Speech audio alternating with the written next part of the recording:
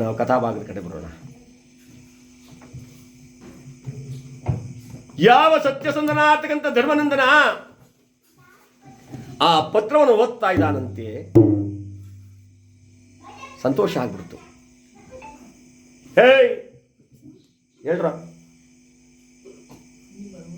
ಎಲ್ಲರೂ ಹೋಗೋಣ. ಎಲ್ಲಿಗೆ? ನನ್ನ ತಮ್ಮ ಪತ್ರ ಬರೆದಿದ್ದಾನೆ ದುರ್ಯೋಧನ, ಎಲ್ಲರೂ ಸಂತೋಷವಾಗಿ ಭೋಜನ ಮಾಡ್ಕೊಂಬರೋಣ ಹೇಳ್ರು ಅಂದರೆ ಈ ಭೀಮಣ್ಣ ಸುಮ್ಮನೆ ಇರಲಿಲ್ಲ. ಅಂದ. ಯಾಕೋ ಹಿಂಗಂತೀಯ? ಅಣ್ಣ ನಾನು ಮಾತ್ರ ಬರಲ್ಲ, ಬೇಕಾದ್ರೆ ನೀನು ಹೋಗು. ಯಾಕೋ? ಪತ್ರ ಬರೆದಿರೋ ನೀನು ಒಬ್ಬನಿಗೆ ತಾನೆ. ನೀನು ಮನೇಲಿರೋ ಜನಕ್ಕೆಲ್ಲ ಒಂದೊಂದು ಪತ್ರ ಬರೀತಾರೆ. ನೀಯ ಮನೇಲಿರೋ ಯಜಮಾನರು ಪತ್ರ ಬರೀತಾರೆ. ಅಣ್ಣ ನಾನು ಮಾತ್ರ ಬರಲ್ಲ, ಬೇಕಾದ್ರೆ ನೀನು ಹೋಗು. ಅರ್ಜುನ ನಾನು ಅಷ್ಟೇ ಅಣ್ಣ, ತಾವೇ ಹೋಗಿ ಬನ್ನಿ. ನಕುಲ ಸಹದೇವರು ಅಣ್ಣ ತಾವೇ ಹೋಗಿ ಬರ್ಬೋದು, ನಿಮಗೆ ಯಾರು ಇಚ್ಛೆ ಇಲ್ಲ ಅಂತ ಕಾಣುತ್ತೆ, ನಾನೇ ಹೋಗ್ತೀನಿ ಅಂತ ಹೇಳಿ ಯಾವ ಸತ್ಯಸಂಧನಾದ ಧರ್ಮರಾಯ ಆ ಸಿಂಹಾಸನ ಕೆಳಗಿಳಿದು ದಡ ದಡ ದಡ ದಡ ದಡ ಬರ್ತಾ ಇದ್ದ. ಇನ್ನೇನು ಅರಮನೆಯ ಹೊಸಲನ್ನು ದಾಟಬೇಕು, ಭೀಮಸೇನ ತಟ್ಟಬೇಕಿದ್ದ. ಅಣ್ಣ ನಿಲ್ಲೋ, ಯಾರೇನು ಶುಭ ನುಡಿಯ ಸೋಮ ಅಂದ್ರೆ ಗೂಬೆ ಕಂಟಲ್ಲ ಮಾಮ ಅಂದಂಗೆ ಎಲ್ಲರ ಹೋಗೋದು ನಿಲ್ಲು. ಇನ್ನು ಕೆಲವ್ರು ಹೇಳ್ತಾರೆ ಯಾಕೆ, ಇನ್ನೂ ಕೆಲವ್ರು ಕೇಳ್ತಾರೆ ಎಲ್ಲಿಗೆ. ಇದು ವಿಚಾರ ಮಾಡಬಾರ್ದು ಅಂತ ಎಲ್ಲಾರು ಹೊರಟಾಗ ಪಯಣ ಹೋಗುವಾಗ ಯಾಕೆ ಎಲ್ಲಿಗೆ ಇದೆಲ್ಲ ಕೇಳಿದ್ರೆ ಅಪಶಕುನ ಅಂತ. ಈಗ ನಮ್ಮ ಹೆಣ್ಮಕ್ಳು ಅಷ್ಟೇ, ನಾವು ಬಸ್ ಬಂದ್ಬಿಡ್ತಲ್ಲಪ್ಪ ಎಲ್ಲೋ ಅಪರೂಪಕ್ಕೆ ಒಂದು ಬರ್ತದೆ, ಬದ್ ಪಂಚ ಸುತ್ಕೊಂಡು ಒಂದು ತೋಳು ನೇತಾಡ್ತಾ ಇದ್ದೆ, ಅಲ್ಲಿಗೆ ಕೊಡೋಣ ಅಂತ ಹೋಗ್ತಾ ಆಗ್ತೀವಿ. ಅವಾಗ ಬರ್ತಾರೆ ಮನೆ ಬಾಗಿಲಿಗೆ, ಎಲ್ಲಿಗೆ ನೀನು ಬಾಯಿಗೆ ಮಣ್ಣು ಹಾಕ್ತೆ, ನೀನು ಕಟ್ಕೊಂಡಂಗಿಂದ ಹೇಳ್ತೀನಿ, ನಾನು ಹೋಗುವಾಗ ಮಾತ್ರ ಎಲ್ಲಿಗೆ ಅಂತ ಕೇಳಬೇಡ ಅಂತ. ಆಲೇ ಬದಲಲ್ಲ ಪಾಟ್ಕೊಳ ಅಂದರೆ ಎಲ್ಲಿಗೆ ಅಂತ ಕೇಳಿದ್ರೆ ಆ ಕೆಲಸ ಮುಗ್ದಂಗೆ ಎಲ್ಲಿಗೆ. ಆದರೆ ಇಲ್ಲಿ ಭೀಮಸೇನ ಅಂದ, ಅಣ್ಣ ನಿಲ್ಲೋ. ಯಾಕೋ ಭೀಮಸೇನ? ಅಣ್ಣ ನನ್ನದೊಂದು ವಿಜ್ಞಾಪನೆ. ಏನಪ್ಪ? ಕಂಡವರ ಮನೆಯ ಭೋಜನ ಹೋದರೆ ಎಚ್ಚರಿಕೆಯಿಂದ ಹಿಂತಿರುಗಿ ಬರಬೇಕು ಅಣ್ಣ. ಕಂಡವರ ಮನೆ ಹೋಗ್ಬೇಕು ಅಂದ್ರೆ ಎಚ್ಚರಿಕೆಯಿಂದ ಬರಬೇಕು. ಪರರ ಮನೆ ಅನ್ನ ಪ್ರಾಣಿಗೇಡು. ಇವತ್ತು ದೊಡ್ಡವ್ರು ಹೇಳ್ತಾರೆ ಇಂಥವ್ರು ಪುಣ್ಯಾತ್ಮರು. ಹೋದ ಕಡೆ ಸ್ವಲ್ಪ ಒಳ್ಳಳತೆ ತಗೊಂಡ್ರೆ ಒಳ್ಳೇದು. ಏನಾದರೂ ಈಗಿನ ಕಾಲದಲ್ಲಿ ಎಣ್ಣೆ ಚೆನ್ನಾಗಿ ಜಡ್ದವ್ರೆ ರುಚಿ ಆಗದೆ ಅಂತ ಹೆಚ್ಚು ಕಮ್ಮಿ ತೆಗೆದ್ರೆ ಬೋರೆಲ್ಲ ಹಾಕಿದ್ರಿ ಗೌಡ್ರಿ ಅಂತ ಕೇಳಬೇಕಾಯ್ತದೆ. ಹಾಗಾಗಬಾರ್ದು. ಕಂಡವರ ಮನೆಯ ಭೋಜನಕ್ಕೆ ಹೋದರೆ ಎಚ್ಚರಿಕೆಯಿಂದ ಹಿಂತಿರುಗಿ ಬಾ. ಹಾಗೆ ಆಗಲಿ ಭೀಮಸೇನ. ನಾರಾಯಣ ನಾರಾಯಣ ನಾರಾಯಣ ರಥವನ್ನೇರಿದ್ದಾನೆ ಧರ್ಮನಂದನ. ನೇರವಾಗಿ ಯಾವ ದುರ್ಯೋಧನ ಆಸ್ಥಾನಕ್ಕೆ ಬರ್ತಾ ಇದ್ದಾನೆ. ಆ ದುರ್ಯೋಧನ ಆಸ್ಥಾನದಲ್ಲಿ ಆ ಎಲ್ಲಿಲ್ಲದ ಸಂತೋಷ, ಸಡಗರ, ಸಂಭ್ರಮ ಆನಂದವಾಗಿ ಜರುಗ್ತಾ ಇದೆ. ಬೇಕಾದಷ್ಟು ಕಡೆ ಅಡುಗೆ ಮಾಡೋರು ಮಾಡ್ತಾ ಇದ್ದಾರೆ, ಬೇಯೋದು ಬೇಯ್ತಾ ಇದೆ, ಉಣ್ಣೋರು ಉಣ್ತಾವ್ರೆ, ಹೋಗೋರು ಹೋಗ್ತಾರೆ, ಬರೋರು ಗೊತ್ತಾವ್ರೆ, ಬೆಳ್ಳೆದಲ್ಲಿ ಹಿಡ್ಕೊಂಡು ಹಾಕೋತಾವೆ. ಏನು ವಿಜೃಂಭಣೆ! ರಾಜಾದಿರಾಜರು ಕೃಪ, ಅಶ್ವತ್ಥಾಮ, ಶಲ್ಯ, ಕರ್ಣ, ಭೀಷ್ಮ, ದ್ರೋಣ ಎಂಥ ಮಹಾ ಧೀರರ ಕೂಡಿಕೊಂಡು ಆ ಔತಣ ಕೂಟವನ್ನು ಏರ್ಪಾಟು ಮಾಡಿದ್ರೆ ಆನಂದವೇ ಆನಂದ, ಸಂತೋಷವೇ ಸಂತೋಷ.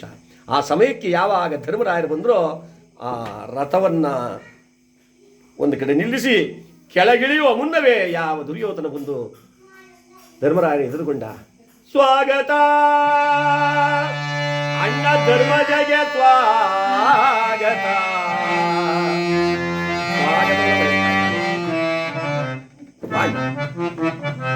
ಯಾಕೆಂದ್ರೆ ಯಾರು ನಾವು ಮನೆಗೆ ಬಂದ್ರೆ ಅತಿಥಿಗಳನ್ನ ಮೊದಲು ಸ್ವಾಗತ ಮಾಡ್ತೀವಿ. ಬನ್ನಿ ಇಷ್ಟೊತ್ತಕ ನಿಮ್ಮ ಸುದ್ದಿನ ಮಾತಾಡ್ತಿದ್ದು. ಈ ಜಿಡಿ ನಿಮ್ಮ ಕಡೆಗೂ ಹಿಂಗೇನಾ?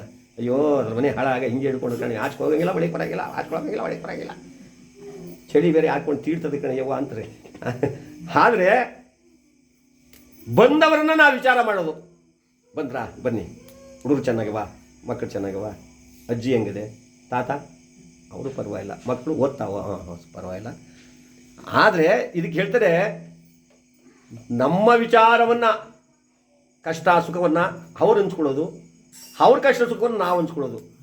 ಇದಕ್ಕೆ ಉಭಯ ಕುಶಲೋಪರಿ ಸಾಂಪ್ರತ ಅಂತ ಹೇಳ್ತಾರೆ. ಈಗ ಲಗ್ನ ಪತ್ರಿಕೆಯಲ್ಲಿ ಇದೆಲ್ಲ ಹಾಕಿಸ್ತೀವಿ ನೋಡಿ, ಉಭಯ ಕುಶಲೋಪರಿ ಸಾಂಪ್ರತ, ಅದು ನಮ್ಮ ಪದ್ಧತಿ. ಹಾಗೆ ಯಾವ ಧರ್ಮರಾಯರನ್ನ ವಿಚಾರ ಮಾಡಿದಾಗ ಧರ್ಮರಾಯರು ಎಲ್ಲರೂ ಚೆನ್ನಾಗಿದ್ದಾರಪ್ಪ, ಸೌಖ್ಯವಾಗಿದ್ದಾರೆ.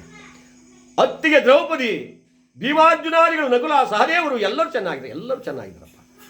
ಬಹಳ ಸಂತೋಷ ಅಣ್ಣ, ಬನ್ನಿ ಕುಳಿತುಕೊಳ್ಳಿ, ಭೋಜನ ಮಾಡೋಣ. ಊಟಕ್ಕಾಗಿ ಕುಳಿತಿದ್ದಾರೆ. ಊಟ ಮುಗಿದ ಮೇಲೆ ತಾಂಬೂಲವನ್ನು ಸವಿಯಲೋಸುಗ ಪಟ್ಟೆ ಮಂಚದ ಮೇಲೆ ಆ ಕಡೆ ಧರ್ಮರಾಯ, ಈ ಕಡೆ ದುರ್ಯೋಧನ, ಇವರಿಬ್ಬರ ಮಧ್ಯದಲ್ಲಿ ಒಬ್ಬ ಕೂತಿದ್ದ. ಎರಡೇ ಶಕುನಿ, ಇವನಿಗೆ ಶನಿ ಅಂತ ಇರ್ಬೇಕಾಯ್ತು ಹೆಸರನ್ನ. ಶಕುನಿ ಅಂತ ಇಟ್ಬಿಟ್ರು. ಆದ್ರೆ ಮಧ್ಯದಲ್ಲಿರೋ ಕೂತಗಳು ಈಗಲೂ ಶನಿನೇ ಅವನು. ಯಾರ ಭಾಗಕ್ಕೆ? ಕೌರವರ ಭಾಗಕ್ಕೆ. ಅವರ ಮನೆ ಅನ್ನವನ್ನೇ ಉಂಡು ಅವರ ಮನೆ ಉಪ್ಪನ್ನೇ ತಿಂದು ಅವರ ಮನೆಯಲ್ಲಿಯೇ ಇದ್ದುಕೊಂಡು ಅವರ ಸ್ನೇಹವನ್ನೇ ಬೆಳೆಸುತ್ತಾ ಅವರ ವಂಶದ ಬೇರನ್ನು ಕೀಳಬೇಕು ಅಂತ ಸರ್ಪದಂತೆ ಬುಸುಗುಟ್ಟುತ್ತಾ ವಿಷ ಕಾರುತ್ತಾ ಇದ್ದ ಯಾವಾಗಲೂ ಕೂಡ. ಈ ಅಣ್ಣ ತಮ್ಮಂದಿರು ಚೆನ್ನಾಗಿರೋದನ್ನ ನೋಡಿ ತಡ್ಕೊಳಕ್ಕಾಗಲ್ಲ ಇವನಿಗೆ. ಯಾರಿಗೆ? ಶಕುನಿಗೆ.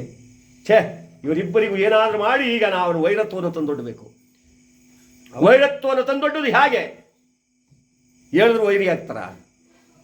ರಾಜರಿಗೆ ಜೂಜು, ಮದ್ಯಪಾನ, ಅಶ್ಲಮಠತ್ವ, ಬೇಟೆ ಈ 4 ವಿಚಾರದಲ್ಲಿ ಬಹಳ ಆಸಕ್ತಿ ಅವರಿಗೆ. ಯಾರಿಗೆ? ರಾಜರಿಗೆ. ಹಿಂದಿನ ಕಾಲದಿಂದಲೂ ಅಷ್ಟೇನೆ.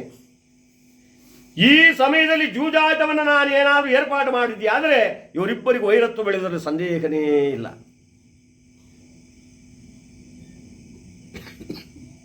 ದುರ್ಯೋಧನ ಇಷ್ಟೊಂದು ಜನ ಎಲ್ಲ ಸೇರಿದ್ದಾರೆ. ಊರು ಬಹಳ ಚಿಕ್ಕದಾದರೂ ಕೂಡ ಇವರ ಮನಸ್ಸನ್ನು ಸಂತೋಷಪಡಿಸೋದಕ್ಕೆ ಧರ್ಮರಾಯ ನೀನು ಇಬ್ಬರು ಒಂದು ಆಟ, ಪಗಡೆ ಆಟವನ್ನು ಆಡ್ರಯ್ಯ. ಮಾವ ಏನು ಹೇಳ್ತಾ ಇದ್ದೀಯಾ? ಜೂಜಾಡುವುದು ತಪ್ಪಲ್ಲವೇ? ಏಳೆಯ ಧರ್ಮರಾಯ ನೀನಾದರೂ ಕೂಡ. ಹೌದು ಮಾವ, ಜೂಜನಾಡ ನಳರಾಜ ಪುಷ್ಕನಿಗೆ ರಾಜ್ಯವನ್ನು ಸೋತು ಕಾಡುಪಾಲಾದ, ಸತಿ ಸುತ್ತರ್ಲ ದಿಕ್ಪಾಲ ಆದರು. ಇದು ನಿನಗೆ ಗೊತ್ತಿಲ್ಲವೇ? ಏನೋ ಒಂದು ಆಟ ಸಂತೋಷ ಕಾಡಿದ್ರೆ ಏನೋ ನೀತಿ ವಾಕ್ಯನೇ ಹೇಳ್ತೀಯಲ್ಲಪ್ಪ. ಒಂದೇ ಒಂದು ಆಟ ಆಡ್ರಯ್ಯ. ಏನೋ ಮಾವನವರು ಆಸೆ ಪಡ್ತಾ ಇದ್ದಾರೆ. ಯಾರಲ್ಲಿ? ಸೇವಕರು ಬಂದು ಒಂದಿಬ್ಬರು ಪಗಡೆ ದಾಳವನ್ನು ತನ್ನಿ. ಆ ಪಗಡೆ ದಾಳವನ್ನು ತಂದು ಇಟ್ಟಾಗ ಯಾವ ದುರ್ಯೋಧನ ಧರ್ಮರಾಯರು ಆ ಪಗಡೆ ಆಟವನ್ನು ಆಡೋದಕ್ಕೆ ಶುರು ಮಾಡ್ತಾರೆ. ಮೊದಲನೇ ಆಟದಲ್ಲೇ ಗೆದ್ದು ಬಿಟ್ಟ ಧರ್ಮರಾಯ. ಗೆದ್ದಾಗ ಎಲ್ಲಿಲ್ಲದ ಸಂತೋಷ, ನಕ್ಕನಂತೆ ದುರ್ಯೋಧನ ನಾನೇ ಗೆದ್ದೆ, ನಗುವಿನ ಅಬ್ಬರದೊಳಗೆ ಮರೆತ ಜಗದೊಡೆಯ ಕೃಷ್ಣನ.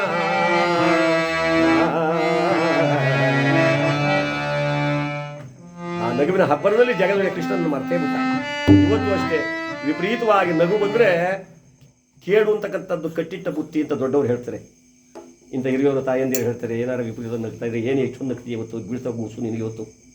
ನನಗೆ ಗೊತ್ತು, ದೊಡ್ಡಬಳ್ಳಾಪುರಕ್ಕೆ ಹೋಗಿದ್ದ, ಹೆಂಗೋ ಅಲ್ಲೇ ಹಾಕೊಂಡ್ಬರ್ತಾನೆ. ಇವಾಗ ಗ್ಯಾರಂಟಿ ನಿನಗೆ. ಆದರೆ ವಿಪರೀತವಾಗಿ ನಗೋದು ನಿಜವಾದರೆ ಅದು ಖಂಡಿತವಾಗಿ ಕೇಡು ಅಂತ.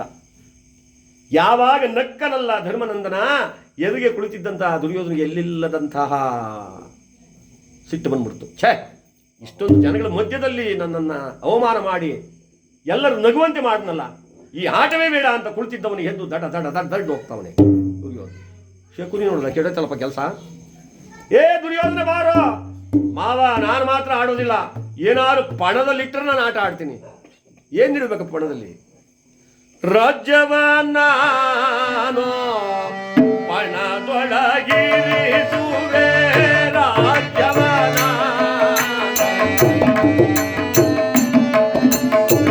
ಕೇಳುವ ಧರ್ಮಜನ ಆಳ್ವನೆಯ ರಾಜ್ಯವನ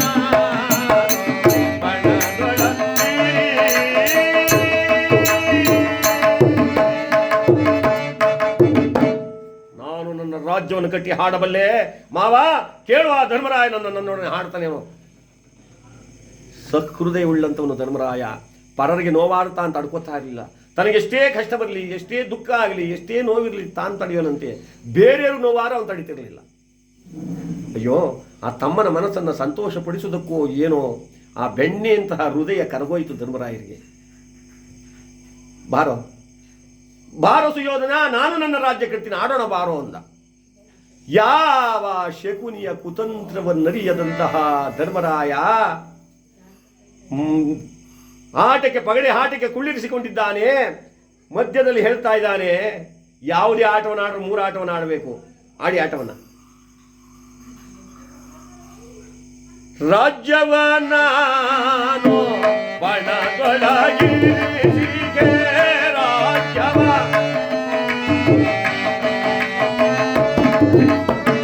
ಬಿಡೋದಿದಾಳವ,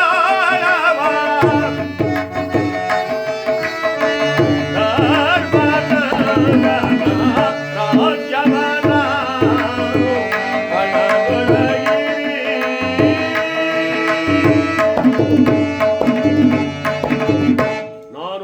ರಾಜ್ಯವನ್ನು ಪಣದಲ್ಲಿಟ್ಟಿದ್ದೀನಿ, ಬಿಡುವುದು ದಾಳವನ್ನ ಅಂದರೆ ಧರ್ಮರಾಯನ ಒಪ್ಪಿದ, ನಾನು ನನ್ನ ರಾಜ್ಯವನ್ನು ಕಟ್ಟಿದ್ದೀನಿ.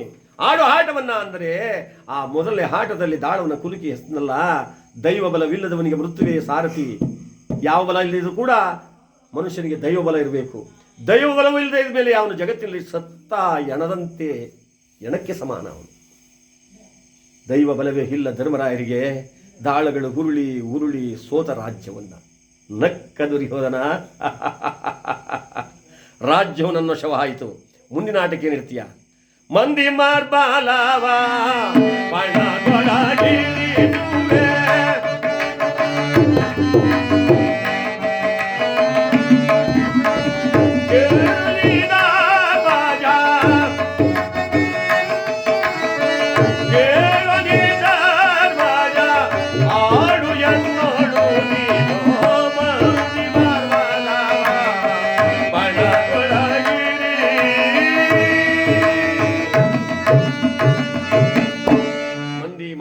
ವಜ್ರ ವೈಡೂರ್ಯ ಧನ ಕನಕ ವಸ್ತು ವಾಹನ ಪೀತಾಂಬರಾದಿಗಳನ್ನೆಲ್ಲ ಎಲ್ಲ ಒಳಗ ವಸ್ತ್ರಗಳನ್ನೆಲ್ಲ ಪಣದಲ್ಲಿಟ್ಟ ಧರ್ಮನಂದನ ಎರಡನೇ ಆಟದಲ್ಲೂ ಸೋತ.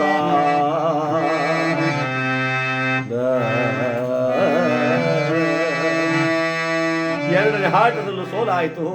ಕಣ್ಣಲ್ಲಿ ಕಣ್ಣೀರು ಬರಲು ಆರಂಭಿಸಿತು. ರಾಜ್ಯವನ್ನು ಸೋತದ್ದಲ್ಲದೆ ಸಕಲ ಐಶ್ವರ್ಯವನ್ನು ಕಳ್ಕೊಂಡಲ್ಲ, ಇನ್ಯಾವ ಆಟವನ್ನು ಆಡುವುದು? ಶಕುನಿ ಹೇಳಿದ, ಯಾವುದೇ ಆಟವನ್ನು ಆಡಲು 3 ಆಟವನ್ನು ಆಡಬೇಕು. ಈ 3ನೇ ಆಟದಲ್ಲಿ ಗೆಲುವು ನಿನಗೆ ಖಂಡಿತ, ಬಿಡುವುದು ಆಳವನ್ನು. ಮಾವ ನನ್ನಲ್ಲಿ ಏನಿದೆ ನೀಡುವುದಕ್ಕೆ? ಇದಾರಲ್ಲಯ್ಯ, ಒಡ ಹುಟ್ಟಿದ ತಮ್ಮಂದಿದ್ದಾರೆ, ಅಗ್ನಿಸಾಕ್ಷಿಯಾಗಿ ತಾಲಿ ಕಟ್ಟಿದ ಹೆಂಡತಿ ದ್ರೌಪದಿ ಇದ್ದಾಳೆ, ಇಟ್ಟು ಬಿಡೋ. ನೋಡಿ ಜೂಜು ಎಂತಹ ಕೆಟ್ಟ ಹವ್ಯಾಸವನ್ನು ತಂದೊಡುತ್ತದೆ ಅಂದರೆ ಇವತ್ತಿಗೂ ಕೂಡ ಅಷ್ಟೇನೆ. ಜೂಜು, ಮದ್ಯಪಾನ, ಹೆಣ್ಣಿನ ಸವಾಸ, ಬೇಟೆ, ಈ 4 ವಿಚಾರಗಳು ಕೂಡ ಮನುಷ್ಯನ ಕೆಟ್ಟ ದಾರಿಗೆ ಹೇಳ್ಕೊಂಡು ಹೋಗೋದ್ರಲ್ಲಿ ಸಂದೇಹವೇ ಇಲ್ಲ.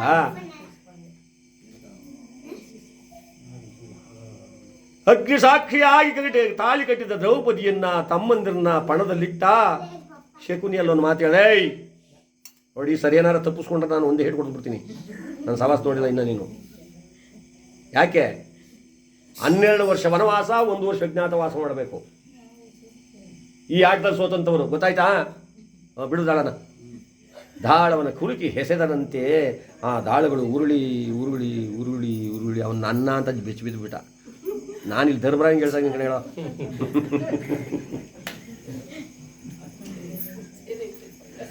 ಆ 3ನೇ ಆಟದಲ್ಲೂ ಕೂಡ ಶಿವನೇ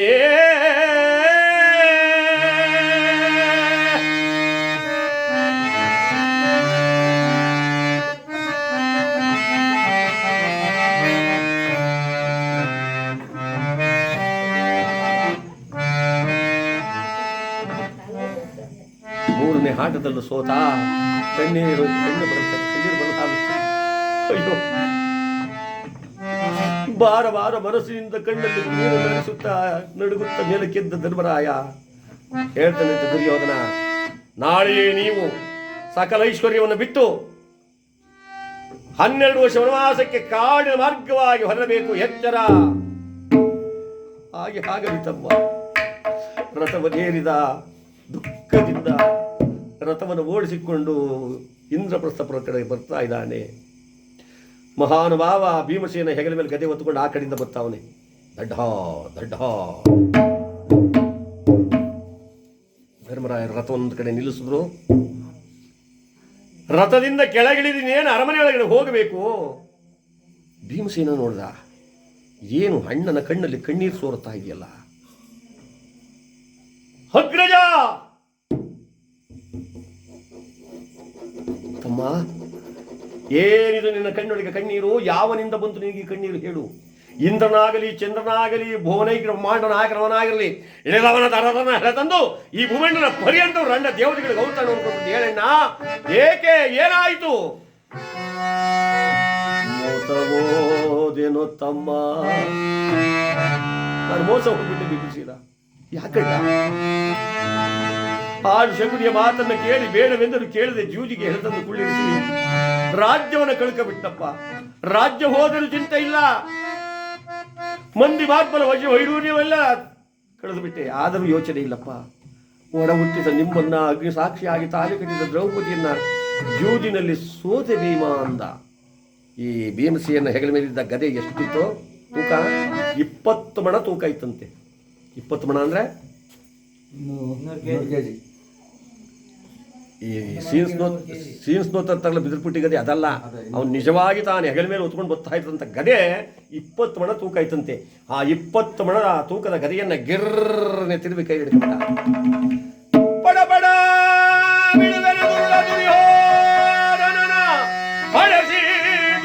ಈ ಧರಣಿಗಾಹುದಿ ಕೊಡದಿದ್ದೊಳೆ ಈ ಕುಂತಿ ಪುತ್ರ ಭೀಮಾ.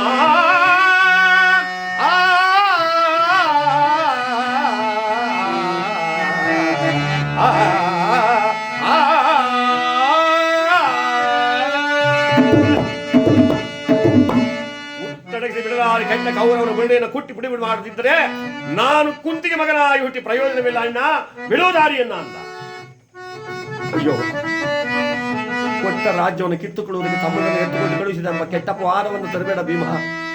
ಬೇಡ ಬೇಡ, ನೀನು ಆ ಕೌರವನ ಮೇಲೆ ಯುದ್ಧಕ್ಕೆ ಹೋಗಬೇಡ. ಸೂರ್ಯ ಚಂದ್ರಾದಿಗಳಿರೋ ತನಕ ಧರ್ಮರಾಯ ಕೊಟ್ಟು ಮಾತು ತಪ್ಪಿದ ಎಂಬ ಅಪಕೀರ್ತಿ ಬಂದ್ಬಿಡುತ್ತೆ ಭೀಮ. ನನ್ನ ಮಾತನ್ನು ಕೇಳು ಅಣ್ಣ. ಸೋಲಬೇಕಾದ್ರೆ ನೀನೊಬ್ಬನ ಭಾಗರ ರಾಜ್ಯವನ್ನು ಸೋಲಬೇಕಾಗಿತ್ತು. ನಮ್ಮೆಲ್ಲರ ಭಾಗರ ರಾಜ್ಯವನ್ನು ಸೋಲು ನೀನಾರು, ಗೆಲ್ಲಲ್ಲ ಇವನ್ಯಾರು. ಬಿಡೋ ದಾರಿಯನ್ನ ಅಂದ. ಧರ್ಮವೇ ನಾಶವಾಗ್ತಾ ಇದೆ. ಆ ಧರ್ಮವನ್ನು ಉಳಿಸ್ತಕ್ಕಂಥವ್ರು ಈ ಪಟ್ಟಣದಲ್ಲಿ ಯಾರೂ ಇಲ್ಲವೇ? ಈ ರಾಜ್ಯದಲ್ಲಿ ಯಾರೂ ಉಳಿದಿಲ್ಲವೇ? ಈ ರಾಜ್ಯದಲ್ಲಿ ಧರ್ಮವೇ ಉಳಿದಿಲ್ಲವೇ ಎಂಬುದಾಗಿ ಕತ್ತೆತ್ತಿ ನೋಡಿದ. ದೂರದಲ್ಲಿ ದ್ರುಪದ ನಂದಿನಿ ನಿಂತಿದ್ಲು. ಆ ದ್ರೌಪದಾದೇವಿ ಪಂಚ ಪಾಂಡವರ ಸತಿ. ಹೇ ದ್ರುಪದ ನಂದಿನಿ, ನೀನಾದರೂ ನಿನ್ನ ಪತಿಗೆ ಶಾಂತಿಯನ್ನು ಹೇಳಬಾರದೇನೆ? ಸ್ವಾಮಿ, ನಿಮ್ಮ ಮಾತನ್ನು ಕೇಳದಿರುವ ಆ ರುಕೋದ ನನ್ನ ಮಾತನ್ನು ಕೇಳ್ತಾನೆ. ದೇವಿ, ಎಷ್ಟೇ ಆಗಲಿ ಗಂಡಸಿಗೆ ಹೆಂಗಸರ ಮಾತು ಅಂದ್ರೆ ಬಹಳ ರುಚಿ. ಎಂಥ ಮೀರು ಮತೀಪ ಆಗಲಿ, ಕೋಲಿ ಬಸವತಲ್ಲಿ ಎಲ್ಲ ತಂಗಲ್ಲ ಆಡ್ಸ್ಬಿಡ್ತಾರೆ ಹೆಂಗಸ್ರ ಮಾತು ಅಂದರೆ. ಅದೇ ಮಕ್ಕಳೇನಾರ ಫೀಸ್ ಕಟ್ತೀರಿ ಮೇಸ್ಟ್ರಿ ಸ್ಕೂಲ್ ಬರಬೇಕಂದವ್ರೆ ಕಣು ಅಂದರೆ, ಅಯ್ಯೋ ನೀನು ಊರು ಬುದ್ಧಿ ಹಾಕ್ಬಿಡ್ದಲ್ಲ ಎಲ್ಲ ದಡಿಯ ಮಗತೆಗೆ ಅಕ್ಕ ಏನಾರು ನಲ್ಕೊಂಡು ಅದೆಂಥದ್ದು ಮಾಡ್ತೀನಿ ಇದ್ರಲ್ಲ ನನಗೆ ನ್ಯಾತಾಡವ ಎಂಥವ ಲೋಲಾಕ. ಅಯ್ಯೋ ಬೆಳೆ ಬೇರೆ ಹೋಯ್ತು ಎಲ್ತಾರನ್ನ ನಡಿಬೇಕಾದ್ರೆ ಮಾಡಾಕ್ಬಿಟ್ಟು ಇನ್ನೊಂದು ಬೆಳೆಗೆ ತಂದ್ರೆ ಆಯಿತು, ಇಸ್ಕೊಂಡ್ರೆ ಆಯಿತು. ಏನು ಶೆಟ್ಟಿ ಕೇಳ್ತಾನೆ ಮಾತ. ಹೀಗಿರಬೇಕಾದ್ರೆ ಹೆಂಗಸನ ಮಾತು ಅಂದರೆ ಗಂಡಸಿಗೆ ಬಹಳ ರುಚಿ. ಹೋಗು ದೇವಿ, ನಿನ್ನ ಪತಿಗೆ ಶಾಂತಿಯನ್ನು ಹೇಳು ಅಂದರೆ ಓಡೋಡಿ ಬಂದಿದ್ದಾಳೆ ಆ ದ್ರುಪದ ನಂದಿನಿ. ರೋಷಾವೇಶದಿಂದ ಆ ಕೌರವನ ಮೇಲೆ ಕೋಪಗೊಂಡು ಹೋಗುತ್ತಿರುವ ಆ ಭೀಮಸೇನನ ಎದುರಿಗೆ ಬಂದು ಸಿರಗೊಡ್ಡು ನಿಂತುಕೊಂಡಂತೆ. ಸ್ವಾಮಿ ಪ್ರಾಣೇಶ್ವರ, ಬೇಡ ಬೇಡ ಬೇಡ ನಾಥ, ಬೇಡಿಕೊಳ್ಳುವೆನೋ ನಿನ್ನ. ಬೇಡ ಬೇಡ ಬೇಡ ನಾಥ, ಬೇಡಿಕೊಳ್ಳುವೆನೋ ನಿನ್ನ. ಮಾಡಬೇಡ ಅಡವ ನೀನು ಮರಣ ಖಂಡಿತ, ಧರ್ಮದಗೆ ಮಾಡ.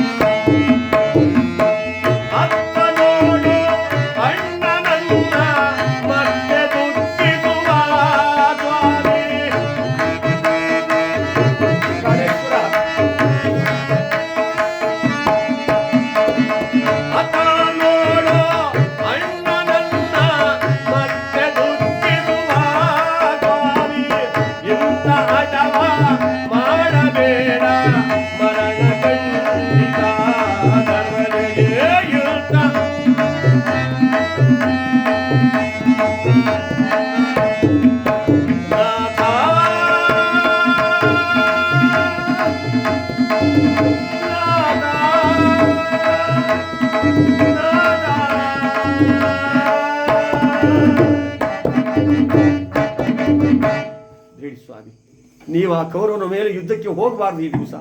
ನನ್ನ ಮಾತನ್ನು ಕೇಳಿ ಇದು ಸೆರಗೊಟ್ಟು ಬೇಡ್ಕೊತೀನಿ. ಹಿಂತಿರುಗಿ. ಈ ಕೋಪ ಒಳ್ಳೆಯದಲ್ಲ. ಧರ್ಮರಾಯನು ಕೊಟ್ಟ ರಾಜ್ಯವನ್ನು ಕಿತ್ತುಕೊಳ್ಳೋದು ತಮ್ಮನನ್ನು ಎತ್ತುಕೊಟ್ಟು ಕಳಿಸೋನಿಂತ ಅಪಕೀರ್ತಿಗೆ ಗುರಿಯಾಗ್ಬಿಡ್ತಾರೆ. ಧರ್ಮರಾಯನು ಅಪಕೀರ್ತಿ ಬಂದ ಮೇಲೆ ಬದುಕೋದಿಲ್ಲ.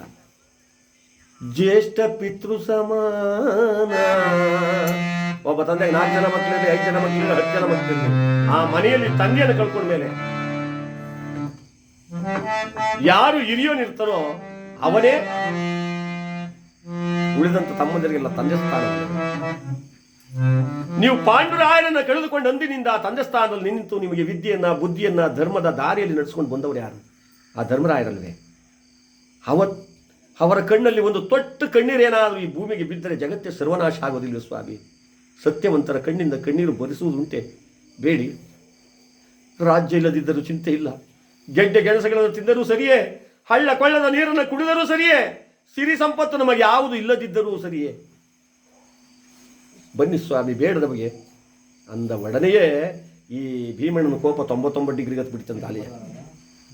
ದ್ರೌಪದಾದಿಯ ಉಪದೇಶ ಬಿತ್ತಲ್ಲ, ದಿಢೀರ್ನು 0 ಪಾಯಿಂಟ್ ಬಂದ್ಬಿಡ್ತು. ನಡೆಯದೇವಿ, ನಿಮ್ಮೆಲ್ಲರಿಗೂ ಬೇಕಿಲ್ಲದ ರಾಜ್ಯ ನಾನೊಬ್ಬನಿಗೆ ಬೇಕೇ. ನೀವೆಲ್ಲರೂ ಗೆಡ್ಡೆ ಗೆಣಸುಗಳನ್ನು ತಿನ್ನುತ್ತೇವೆ ಎಂಬ ಅಭಿಲಾಷೆ ಇರುವಾಗ ನಾನು ಯಾಕಂದ್ರೆ ಬೇಡ ಅನ್ಲಿ, ನಡೇ ಅಂತ ಹಿಂದಿರುಗಿ ಬಂದ್ಬಿಟ್ಟು. ಹಿಂದಿರುಗಿ ಬಂದಾಗ ಭೀಷ್ಮಾಚಾರ್ಯರಿಂದ ತಮ್ಮಂದಿರನ್ನ ಹೆಂಡತಿಯನ್ನು ಬಿಡಿಸಿಕೊಂಡಂತಹ ಧರ್ಮನಂದನ ಕಾಮ್ಯಕಾಮನದ ಮಾರ್ಗವಾಗಿ 12 ವರ್ಷ ವನವಾಸವನ್ನು ಅನುಭವಿಸೋದಕ್ಕೆ ಉಟ್ಟ ಬಟ್ಟೆಯಲ್ಲಿ ಎಲ್ಲ ರಾಜ್ಯವನ್ನು ತೊರೆದು ಕಾನನದ ಮಾರ್ಗವಾಗಿ ಬರ್ತಾ ಇದ್ದಾನೆ. ನಮಃ ಶಿವಾಯ, ನಮಃ ಶಿವಾಯ. ಓಂ ಪರಮೇಶ, ಓಂ ಜಗದೀಶ.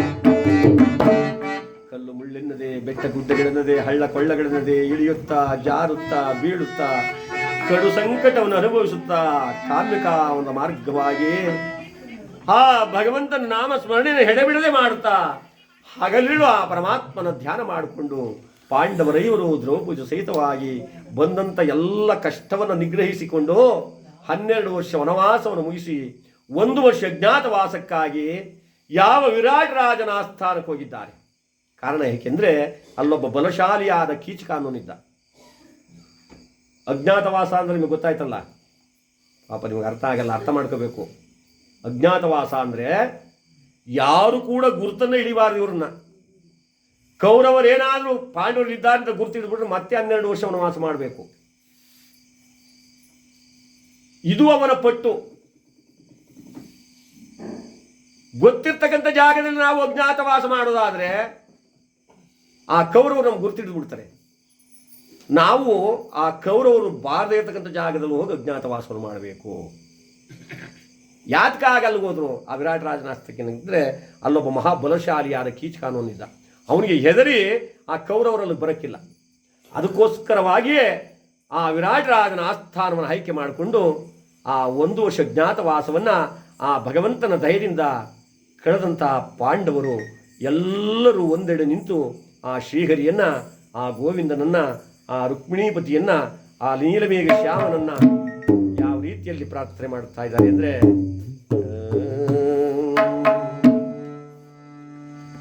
ಜಯ ಪಾಂಡುರಂಗ ಪ್ರಭೋ ವಿಠಲ ಜಗದೋದ್ಧಾರ ಪ್ರಭು ವಿಠಲ.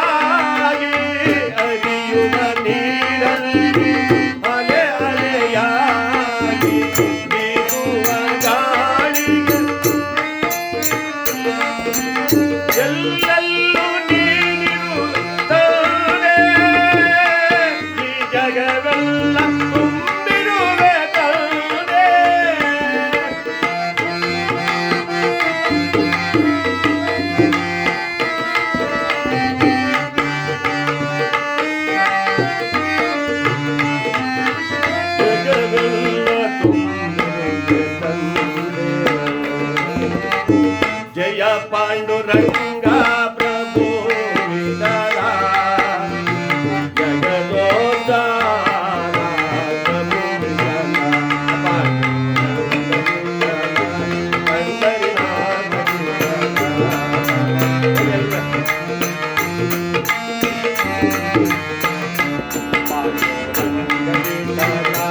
ಪಂಡರಿನಾಥ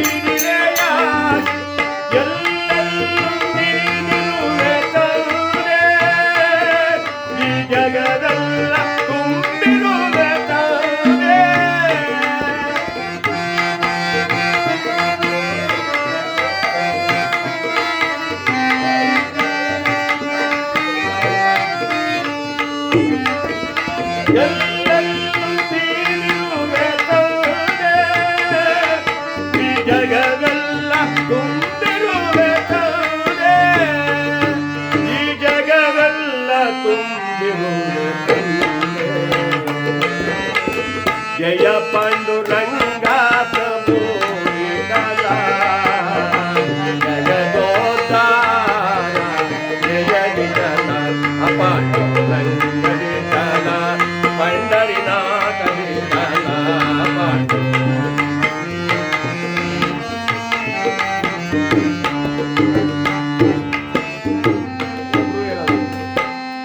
ಹಾಡ್ತಾ ಇದ್ರೆ ನಿಮಗೂ ಆರೋಗ್ಯಕ್ಕೆ ಒಳ್ಳೆಯದು, ನಮಗೂ ಬಹಳ ಚಂದ.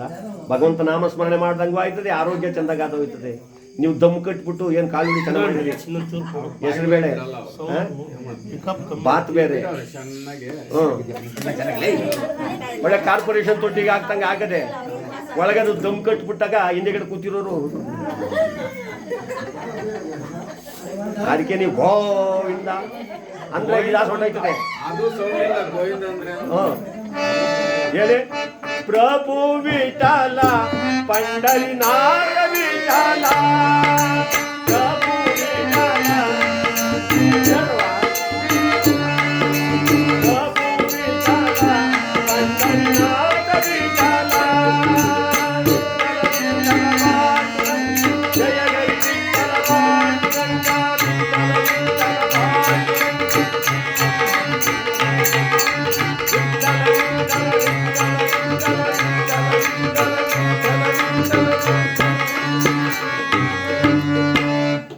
ನಾವು ಕೈ ಬಡಿಯೋದ್ರಿಂದ, ನಾವು ಹಾಡೋದ್ರಿಂದ ಆರೋಗ್ಯಕ್ಕೆ ಬಹಳ ಬಹಳ ಔಷಧಿ ಕೊಟ್ಟಷ್ಟು. ನೀವು ಬಡದ್ ನೋಡಿ ಈ ತರ ಅದಕ್ಕೋಸ್ಕರ ಇನ್ನೊಂದು ಕಾಲದಲ್ಲಿ ಭಜನೆ ದೇವರ ಹಾಡಿದ್ದನ್ನೆಲ್ಲ ಹಾಡ್ತಾ ಇದ್ರು, ಎಲ್ಲಾ ಕಾಯಿಲೆನೂ ಹೊಂಟೋಗಿದ್ದು. ಈಗ ಇರ್ಬರೋ ಕಾಯಿಲೆ ಎಲ್ಲ ಬಂದು ಸೇರ್ಕೊಬಿಟ್ಟು ಊರಿಗೆ ಒಂದು ಆಚೆಗೋಗೋದು ಹೋಯ್ತಾ ಇಲ್ಲ. ಇದ್ಕೊಂಡ್ರೆ ಅದಕ್ಕಾಗಲ್ಲ, ಅದ್ಕೊಂಡ್ರೆ ಇದಕ್ಕಾಗಲ್ಲ. BP ಕಂಡ್ರೆ ಶುಗರ್ಗೆ ಆಗಲ್ಲ, ಶುಗರ್ ಕಂಡ್ರೆ ಏನ್ ಅದಕ್ಕಿಂತ